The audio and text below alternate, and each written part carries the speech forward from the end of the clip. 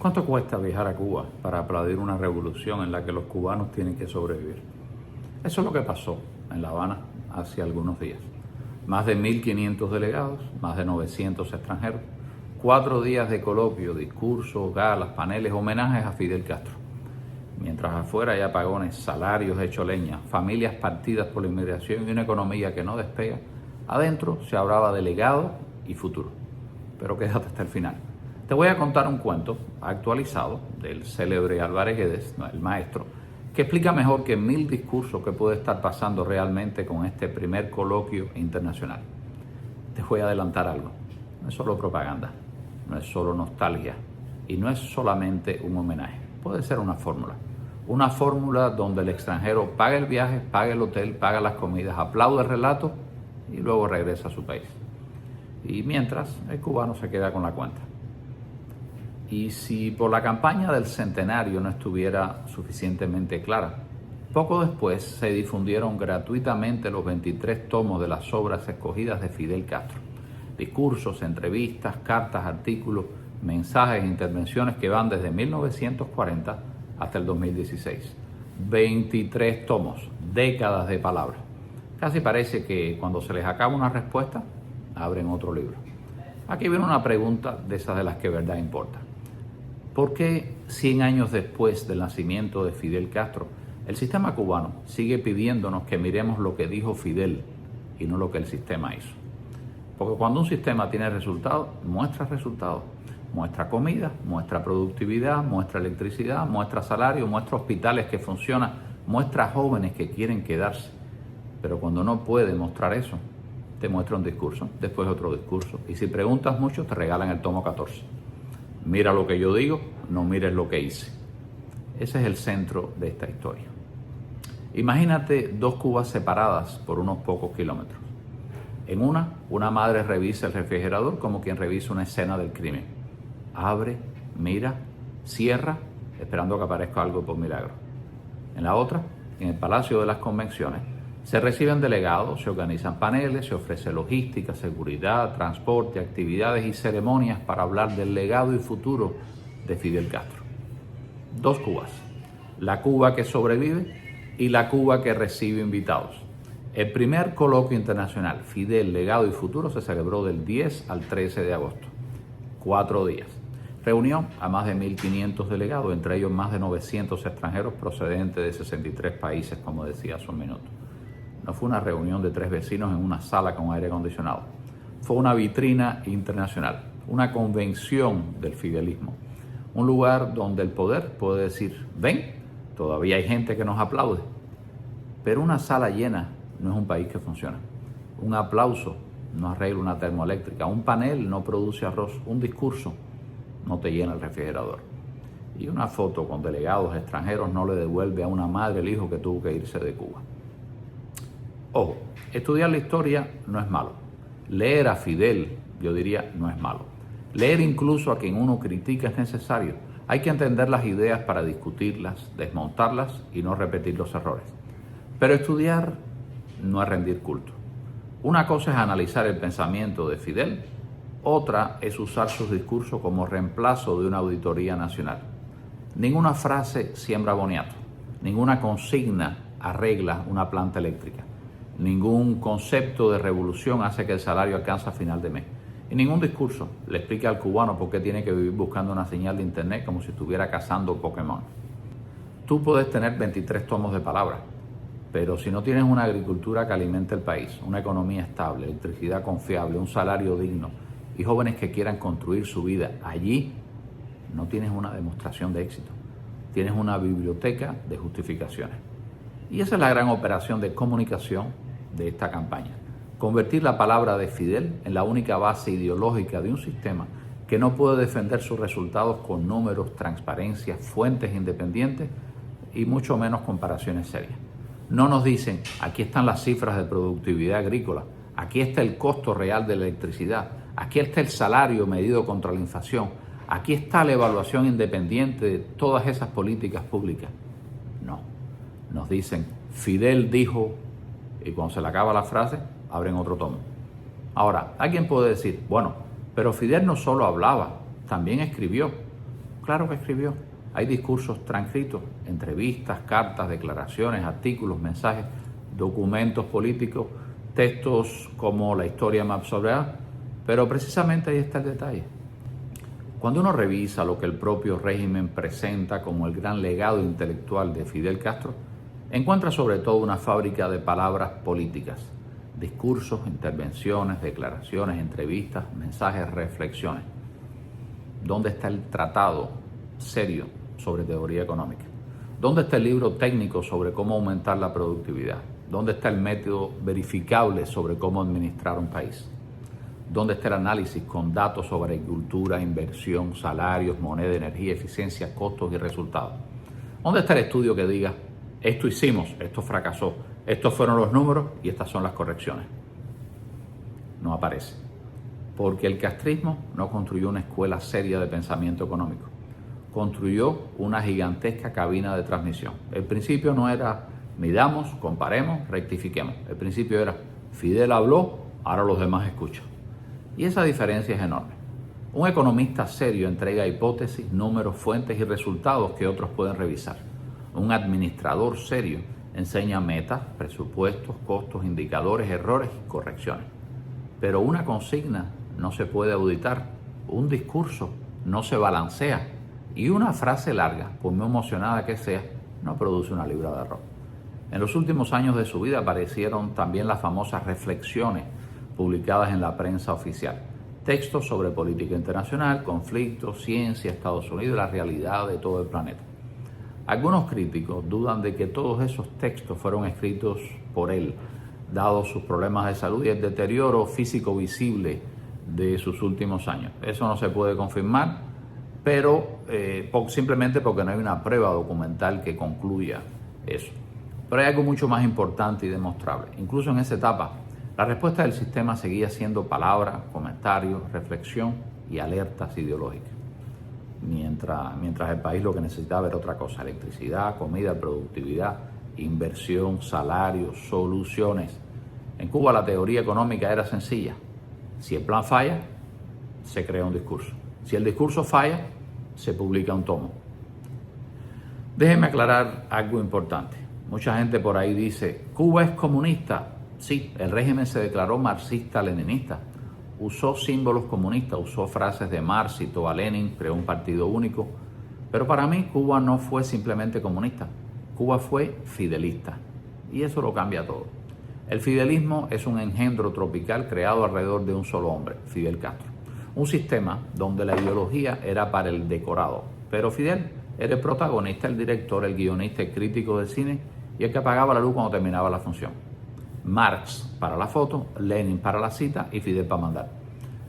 Todo esto no funcionó como una teoría seria de gobierno.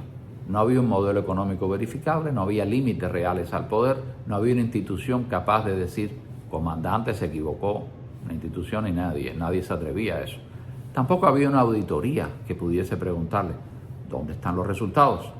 Lo que había era un líder que opinaba sobre todo, cualquier tema, agricultura, de medicina, de guerra, de economía, de educación, de deporte, de ciencias, de huracanes, de Estados Unidos, de África, también de vacas, de biotecnología, de lo que le hiciera falta. Fidel era el Google antes de Google, con la diferencia de que Google por lo menos te muestra varias fuentes y tienen sentido muchas cosas de las que dice. Muchos lo consideran a Fidel como un hombre altamente inteligente y nadie puede negar que tenía talento para hablar, para seducir, para improvisar, para leer el ambiente y para construir un relato. Y ahí los invito a ver mi video sobre el arte de la oratoria de Fidel Castro, cómo manipulaba sus discursos. Pongo el enlace aquí en los comentarios. Pero una cosa es la inteligencia verbal, otra bien diferente es gobernar. Una cosa es conquistar una multitud con el micrófono, otra bien diferente es construir un país donde la gente quiere vivir sin tener que escapar.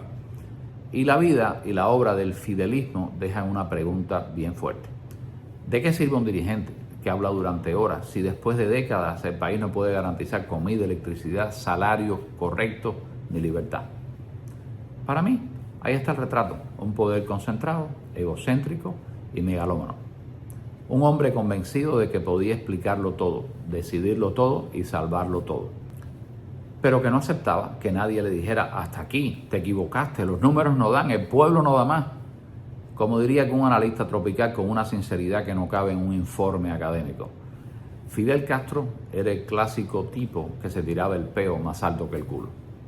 Porque quería competir con Estados Unidos, desafiar la Unión Soviética, dirigir revoluciones en África, convertir a Cuba en una potencia médica, agrícola, industrial, militar.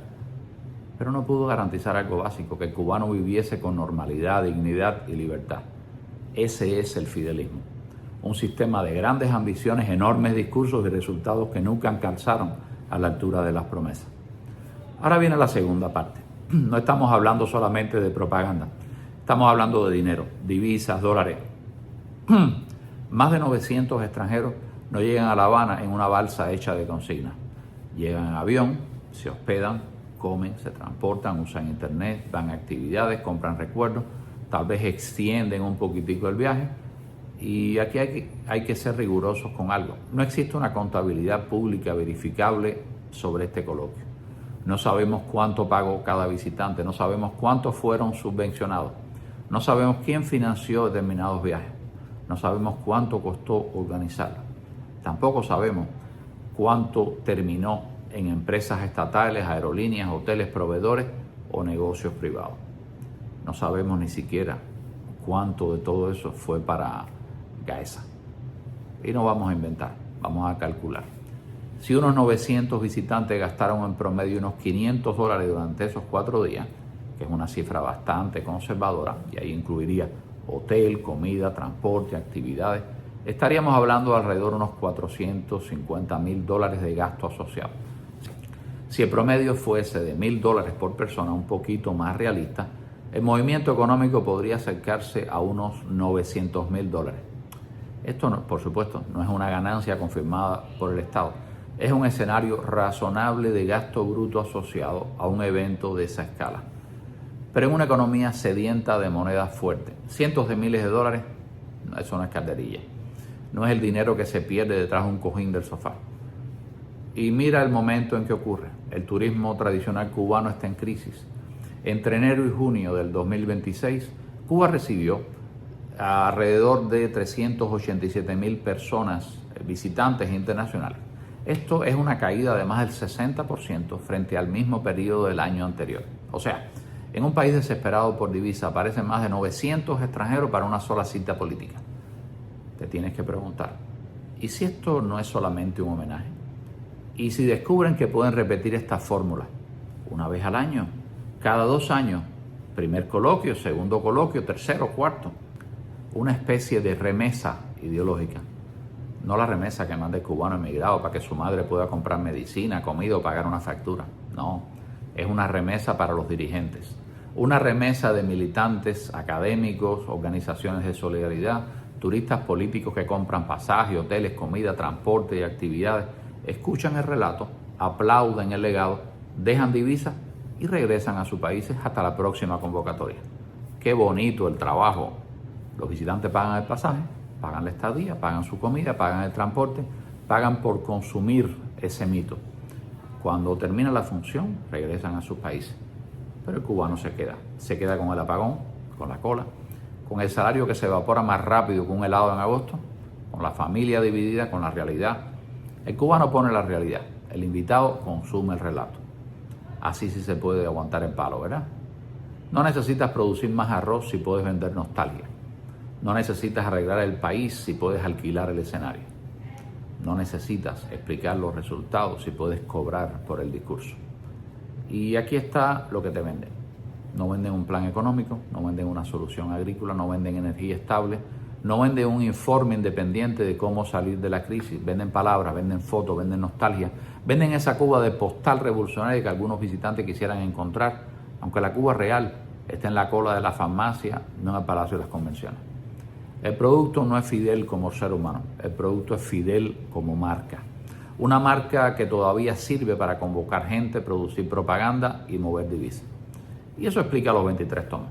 Una marca necesita un manual de uso, necesita frases, necesita citas, necesita imágenes, necesita que el público mire hacia el retrato, no hacia la realidad. Pero Cuba no necesita más tomos. Cuba necesita respuestas. La pregunta no es qué dijo Fidel hace 40, 50, 60 años. La pregunta es qué hizo el sistema con el país que heredó. ¿Qué hizo el sistema con el país que se robó? Todavía más importante, ¿qué hizo el sistema a la vida de los cubanos? Y aquí viene el cuento de Álvarez Guedes, porque esto no es un chiste puesto al final para que usted se ría y se vaya. Es casi un manual de cómo funciona una estafa emocional. Imagínate un solo pueblo, un pueblo pequeño. Un sábado, 8 de la noche, aparece un hombre anunciando: esta noche concierto único en el Teatro del Pueblo. Madonna, Shakira, Sting y Bad Bunny, todos juntos. La entrada $100. La gente se vuelve loca. Madonna, Shakira, Sting y Bad Bunny aquí en este pueblo. Y compran. El teatro se llena a reventar, no cabe la gente. Llegan las 8 de la noche, la hora en que debe comenzar la obra, el concierto, y nada, no pasa nada. 8:30, nada. 9 de la noche, nada. La gente empieza a protestar. ¿Dónde están los artistas? ¿Cuándo empieza el concierto? Devuélveme mis $100. Pasan 30 minutos, las 9:30. Entonces sale el organizador, aquel hombre con la idea, la cabeza baja, voz triste, cara de tragedia nacional, y dice: señoras y señores, perdónenme. Todo fue un engaño. Mi esposa murió, tengo 5 hijos, no tengo trabajo, no tenía cómo darles de comer. Por eso se me ocurrió esto, bien de las entradas. Todo el mundo en el teatro se queda silencioso, no dice una palabra. Y uno por allá dice: bueno, el pobre hombre bastante tiene. Y otro por allá le contesta: ¿qué son $100 para nosotros? Seguramente lo necesita más. Y nada, la gente se cae y todo el mundo poco a poco empieza a salir. Sin Madonna, sin Shakira, sin Sting, sin Bad Bunny, sin conciertos, sin devolución. Pero antes que salga el último, el hombre, el organizador, levanta la cabeza y dice: recuerden, mañana y matiné. O sea, te van a clavar otra vez mañana. Y ese es el chiste. No es solo que te vendieron una promesa, no es solo que no cumplieron, no es solo que se quedaron con tu dinero. Es que después de venderte humo, después de pedirte comprensión y después de no devolverte un centavo, te anuncian la próxima función. Por eso hay que mirar este primer coloquio con los ojos abiertos. Nadie ha confirmado un segundo coloquio, hay que ser preciso. ¿Puede haber sido una actividad excepcional por el centenario? No lo creo. Pero sí hay una fórmula que trae y puede traer no solamente propaganda, sino delegados, fotos internacionales, cientos de miles de dólares en gastos asociados. Preguntar no es odio, preguntar es responsabilidad. No aceptes que te cambien los resultados por cita, no aceptes que te vendan nostalgia como un futuro. No aceptes que en una sala llena de aplausos te hagan olvidar un país lleno de necesidades. Mira los discursos, sí, pero mira la realidad primero. Y antes de terminar, les voy a dejar también en los comentarios el video de un joven español que militó en una organización juvenil comunista, UJC. Piensen, así se llama. Sí, también existen comunistas españoles organizados, casi como una reconquista ideológica a la inversa. Este joven llegó a Cuba con entusiasmo, con una visión romántica, con lo que había leído, con lo que había escuchado, con las frases, los símbolos y el relato, pero cuando vio Cuba de cerca, no el documental, no el cartel, no la gala, no el escenario del coloquio, sino la Cuba cotidiana, quedó decepcionado. Una cosa es estudiar un discurso desde España y otra muy distinta es vivir las consecuencias de ese discurso en Cuba. Una cosa es consumir el relato y otra es encontrarte con la realidad. Por eso te voy a dejar este video, el link en los comentarios, míralo completo, compáralo con el espectáculo de estos días y después pregúntate a quién le conviene que sigamos mirando las palabras y no los resultados. Si llegaste hasta aquí, no te pido que estés de acuerdo conmigo en todo, te pido algo mucho más importante. No repitas una versión oficial sin verificarla. Busca datos, busca quién pagó, busca quién cobró, busca qué prometieron, busca qué resultados se entregaron. Cuba no necesita más espectadores sentados en el teatro. Cuba necesita ciudadanos que se levanten y digan: no me vendan otra función, enséñame el resultado. Si este video te hizo pensar, compártelo con alguien que todavía cree que 23 tomos de discurso valen más que un refrigerador lleno, un salario digno o una familia unida. Y déjame abajo en los comentarios: no más discursos sin resultado. Y suscríbete. Aquí yo no vengo a consumir el relato que nos regalan, vengo a mirar la realidad, a hacer las preguntas incómodas, a demostrar esa propaganda cuando intenta disfrazarse de historia y a defender junto a todos el futuro que Cuba merece. Cuba no necesita otra función. Cuba necesita que cambien la película. Y si vuelven a anunciar otro coloquio, otra gala, otro homenaje, otro tomo u otra promesa, ya sabemos cómo termina. Y mañana hay matiné, ¿eh?